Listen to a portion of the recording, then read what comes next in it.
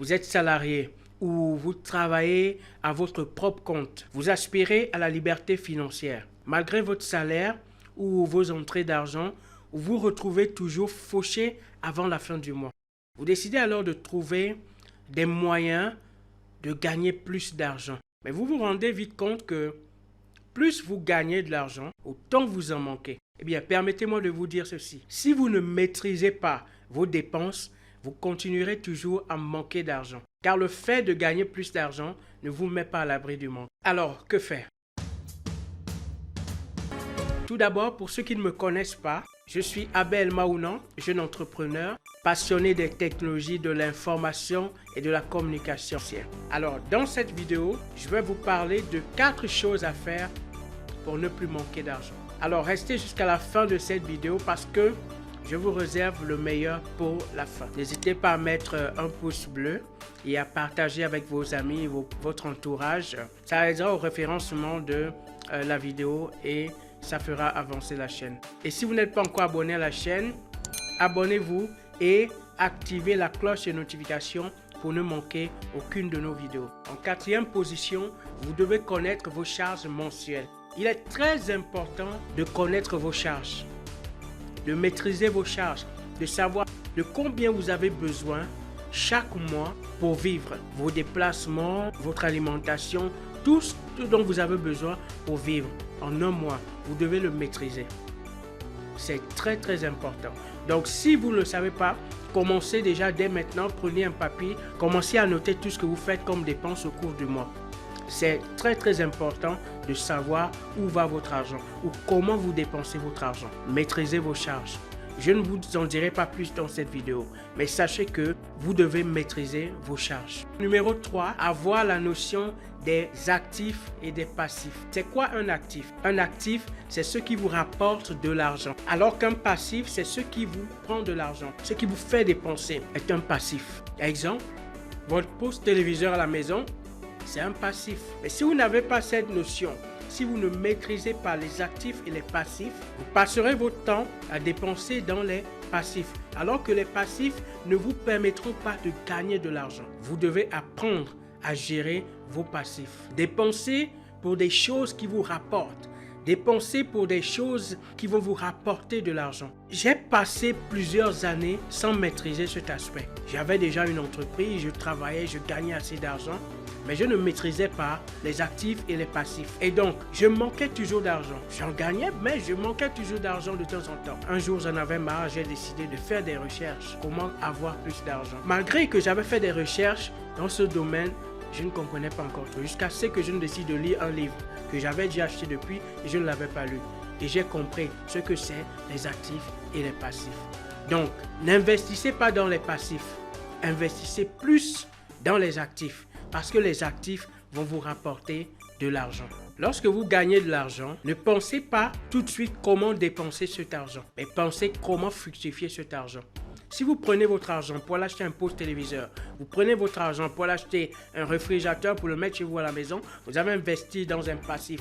Nous comprenons que vous avez peut-être le besoin, c'est peut-être une nécessité, mais vous devez savoir le gérer. Numéro 2, payez vos dettes. Parce que vous savez, il est important que vous connaissez votre valeur nette. Alors, votre valeur nette dépend aussi de vos dettes. Parce que votre valeur nette, c'est quoi? C'est votre épargne. Donc, l'argent que vous avez, moins vos dettes. Si vous avez une épargne de 15 millions et que vous devez 17 millions, quelle est votre valeur nette? Quand on fera la soustraction, votre valeur nette sera de moins 2 millions. Ça veut dire que vous n'avez même pas zéro comme valeur nette.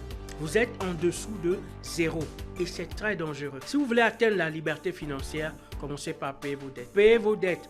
Et arrêtez de prendre du crédit pour payer du passif. Il y a des gens qui prennent du crédit même à la banque pour des choses qui ne leur rapportent pas de l'argent. Vous prenez un crédit pour aller acheter un poste téléviseur. Sachez que ce poste téléviseur vous coûte plus que sa valeur normale parce que vous allez payer des intérêts sur ce crédit que vous prenez. Donc au final, quand vous faites le total, votre poste téléviseur vous a coûté plus que ce qu'il ne valait. Et en plus, c'est un bien dépressif qui perd de la valeur au fil du temps. Plus vous l'utilisez, dans la durée, ça perd de la valeur. Alors qu'il y a des investissements qui prennent de la valeur avec le temps. Donc n'investissez pas, ne prenez pas du crédit pour investir dans du passif. Vous savez, les riches s'endettent pour investir. Les riches s'endettent pour créer de la richesse. Ils investissent pour gagner plus. Ce sont les pauvres qui s'endettent pour consommer. Donc, ne vous comportez pas comme un pauvre. Payez vos dettes. La première chose et la plus importante que je vais vous donner dans cette vidéo, c'est de vous payer en premier. Payez-vous en premier. Alors, qu'est-ce que ça veut dire? Ça veut tout simplement dire que lorsque vous gagnez de l'argent, avant d'aller faire quoi que ce soit, parce que vous savez, certains pensent autrement. Certains disent non, je finis de payer mes charges, je finis de payer tout ce que j'ai à faire, de faire tout ce qu'il y a à faire, mes courses. Ensuite, le reste, je vais l'épargner. Mais c'est faux. C'est un faux calcul. Si vous continuez à le faire, vous remarquerez qu'il ne vous restera jamais rien. Vous sortez avec votre argent, vous allez au supermarché, vous irez dépenser plus que ce que vous avez prévu. Au final, vous n'aurez rien à épargner. Vous ferez jusqu'en fin d'année, vous n'épargnerez rien. Imaginez quelqu'un qui est payé à 10 000 le mois et qui fait d'abord ses charges. 10 000 par mois, ça lui fait combien? Ça lui fait 100 000 par an, n'est-ce pas? Ça lui fait 100 000 par an. Et celui-là, il fait d'abord ses dépenses, il paye le carburant, il paye ses charges, toutes ses nécessités. Et ce qui lui reste, c'est ce qu'il épargne. C'est-à-dire qu'il se paye après. En fin d'année, combien lui restera? Par exemple, sur les 100 000, il se retrouve avec 2 000 d'économie. Et il y a un autre qui lui dit non. Chaque fois qu'il va recevoir son salaire de 10 000, il va se payer 2 000.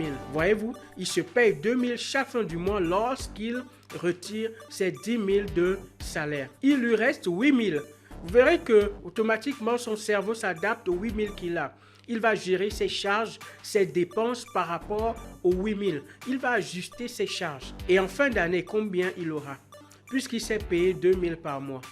Donc 2 000 fois 12, il aura 24 000 d'économie par rapport à celui qui n'a que 2 000 d'économie. Parce que lui, il se payait en dernier. Donc quand vous vous payez en premier, cela vous permet de mieux gérer le reste de votre argent et avoir également une épargne. Payez-vous en premier. C'est la première règle.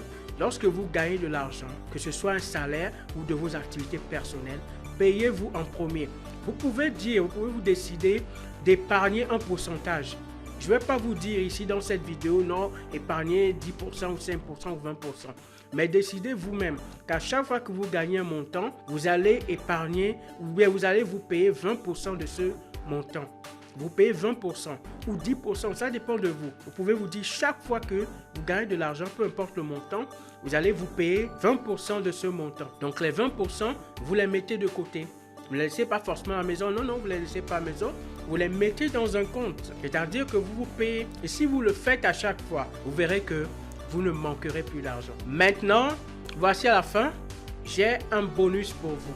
Un dernier point. Quand vous épargnez, vous n'épargnez pas pour le dépenser après. Non, il y a des gens qui épargnent et après, lorsque ça atteint un certain montant, ils vont vider leur compte et puis bon voilà, ils vont se faire des achats, ils vont tout dépenser. Ils se disent qu'il a épargné, c'est pour se faire plaisir après. Non, ce n'est pas comme ça. Si vous faites cela, vous allez toujours manquer d'argent. Vous savez, on épargne pour investir. On épargne pour investir. Il y a des occasions qui se présentent. Par exemple, les temps de crise. Vous savez, les temps de crise sont des temps où il faut investir. Ce sont des occasions d'investir. Vous voyez la crise sanitaire de 2020. Savez-vous que des gens se sont énormément enrichis pendant que certains criaient « Oh, manque d'argent, je n'ai pas d'argent, ces choses sont difficiles ». Mais ceux qui avaient de l'épargne se sont enrichis. Parce que quand vous avez de l'épargne et qu'une occasion se présente, mais vous avez de l'argent pour pouvoir saisir cette occasion. Imaginez que les gens ont vendu leurs immeubles moins chers. Les gens ont vendu leurs maisons moins chères. Les gens ont vendu des terrains moins chers pendant la crise. Et si vous avez de l'épargne, si vous n'avez pas de l'épargne, comment pourrez-vous profiter de cette occasion? C'est avec votre épargne que vous allez profiter. Ouais. Et pendant la crise, il y a des choses qui ont pris énormément de la valeur. Mais si vous n'avez pas d'épargne, vous ne vous êtes pas payé en premier. Vous allez rater des occasions. Donc, vous épargnez pour investir et non le contraire. N'épargnez pas pour dépenser après. Vous épargnez pour investir. Alors, comment vous faire plaisir maintenant? Parce que vous avez parfois besoin, vous avez envie de vous faire plaisir. Peut-être vous avez besoin d'un poste téléviseur, un nouveau poste, écran plat ou je ne sais pas comment. Comment faire? Vous allez utiliser les revenus de vos actifs. Vous utilisez les bénéfices que vous rapporte vos actifs. Vous avez investi et les dividendes, les revenus, les bénéfices que vous rapportent vos actifs, c'est cela. C'est avec ça que vous allez vous faire plaisir. Dépenser pour certaines nécessités et épargner encore, comme nous l'avons vu dès le départ. Donc, payez-vous en premier. N'oubliez jamais ça. Payez-vous en premier. Lorsque vous gagnez de l'argent, peu importe le montant, payez-vous en premier. Si vous respectez ces 4 règles ou ces 5 choses que nous venons de voir, vous êtes engagé sur le chemin de la liberté financière. Nous voici à la fin de cette vidéo. Si c'est votre première fois de me suivre, n'hésitez pas à mettre un pouce bleu et à partager avec vos amis, votre entourage. Ça aidera au référencement de la vidéo et ça fera avancer la chaîne. Et si vous n'êtes pas encore abonné à la chaîne, abonnez-vous et activez la cloche de notification pour ne manquer aucune de nos vidéos. À très bientôt dans Motivation Business 228. Ciao, ciao.